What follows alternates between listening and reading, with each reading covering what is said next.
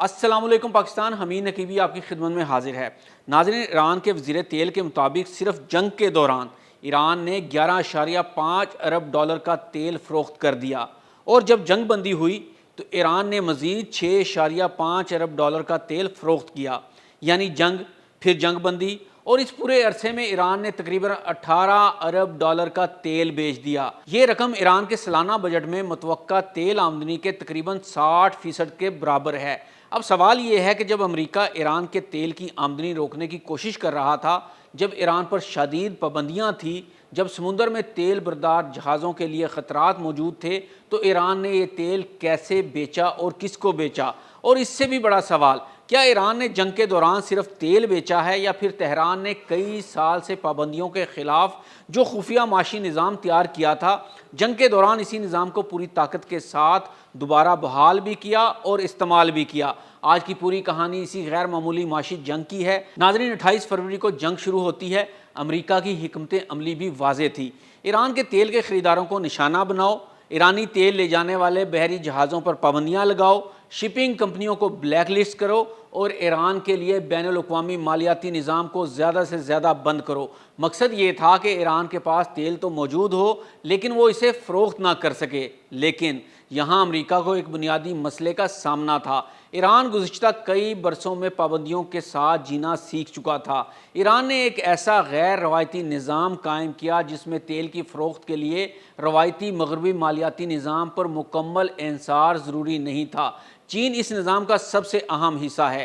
ایرانی تیل کا ایک بڑا حصہ چینی خریداروں تک پہنچتا ہے، خاص طور پر چین کی چھوٹی آزاد ریفائنریوں تک۔ یہ ریفائنریاں ایرانی تیل کی خریداری کے لیے انتہائی اہم سمجھی جاتی ہیں۔ امریکہ بارہا ایسی چینی ریفائنریوں، شپنگ کمپنیوں اور بحری جہازوں پر پابندیاں عائد کرتا رہا ہے جنہیں ایرانی تیل کی خریداری یا ترسیل سے جوڑا جاتا ہے۔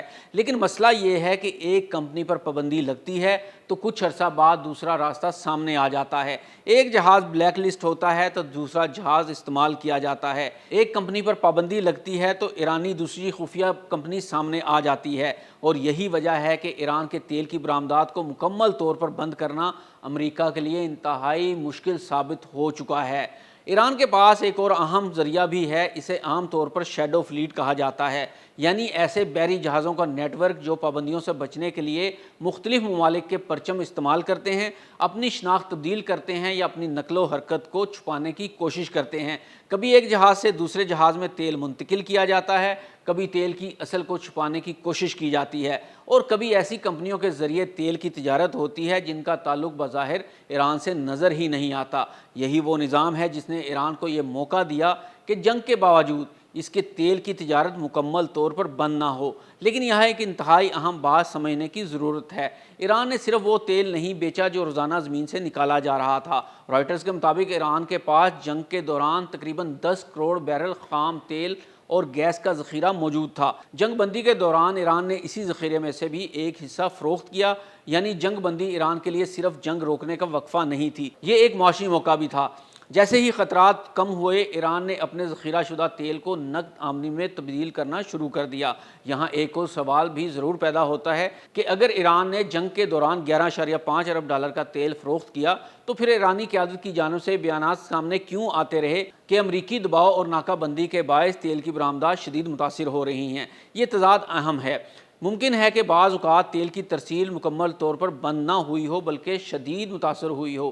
ممکن ہے کچھ تیل پہلے ہی فروخت ہو چکا ہو، ممکن ہے کچھ ٹینکرز جنگ شروع ہونے سے پہلے ہی سمندر میں موجود ہوں، اور ممکن ہے جنگ بندی کے بعد ذخیرہ شدہ تیل کا بڑا حصہ مارکیٹ میں لایا گیا ہو۔ لیکن ایک بات واضح ہے، ایران کے تیل کی تجارت مکمل طور پر ختم نہیں ہوئی، اور یہی امریکہ کے لیے سب سے بڑا مسئلہ ہے، کیونکہ امریکہ کی پوری اقتصادی حکمت عملی کا ایک بڑا حصہ اس مفروضے پر قائم ہے کہ اگر ایران کی تیل کی آمدنی کو کافی حد تک روک دیا جائے تو تہران پر دباؤ بڑھ جائے گا۔ لیکن ایران نے ثابت کیا ہے کہ پابندیاں لگانا اور کسی ملک کی معیشت کو مکمل طور پر بند کرنا دو مختلف چیزیں ہیں۔ ایران نے اگر واقعی 18 ارب ڈالر کے تیل کی فروخت مکمل کی ہے تو اس کا مطلب یہ ہے کہ جنگ کے دوران بھی اس کے پاس ایک اہم معاشی آمدن کا ذریعہ اور راستہ موجود رہا، اور یہی وہ نقطہ ہے جسے نظر انداز نہیں کیا جا سکتا۔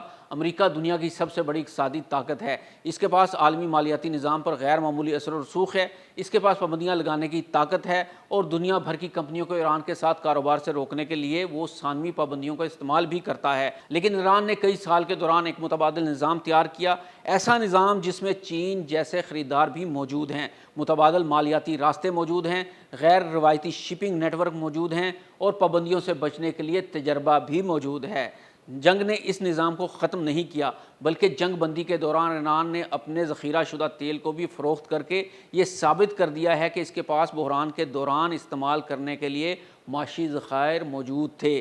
لیکن جنگ ختم ہونے کے باوجود اقتصادی جنگ جاری ہے، اور اب اصل مقابلہ یہ ہے کہ کیا امریکہ ایران کے تیل کے نیٹ ورک کو واقعی ختم کر سکتا ہے، یا ایران پابندیوں سے بچنے کے لیے ہر بار ایک نیا راستہ تلاش کرتا رہے گا؟ کیونکہ اگر ایران جنگ کے دوران بھی اربوں ڈالر کا تیل فروخت کر سکتا ہے، اگر جنگ بندی کے دوران اپنے ذخائر کو بھی آمدنی میں تبدیل کر سکتا ہے، اور اگر پابندیوں کے باوجود چین جیسے خریداروں تک اپنا تیل پہنچا سکتا ہے، تو پھر ایک حقیقت واضح ہے: امریکہ ایران پر جنگی دباؤ تو ڈال سکتا ہے، اس کی تیل کی تجارت کو مشکل تو بنا سکتا ہے، لیکن ایران کی پوری معیشت کا دروازہ مکمل طور پر بند کرنا شاید اتنا آسان نہیں جتنا واشنگٹن سمجھتا ہے۔ اور شاید یہی وجہ ہے کہ ایران کے خلاف اصل جنگ اب صرف آسمان میں نہیں، سمندر میں نہیں، بلکہ تیل کی ہر ایک بیرل، ہر ایک ٹینکر، ہر ایک خریدار اور ہر ایک ڈالر کے گرد لڑی جا رہی ہے۔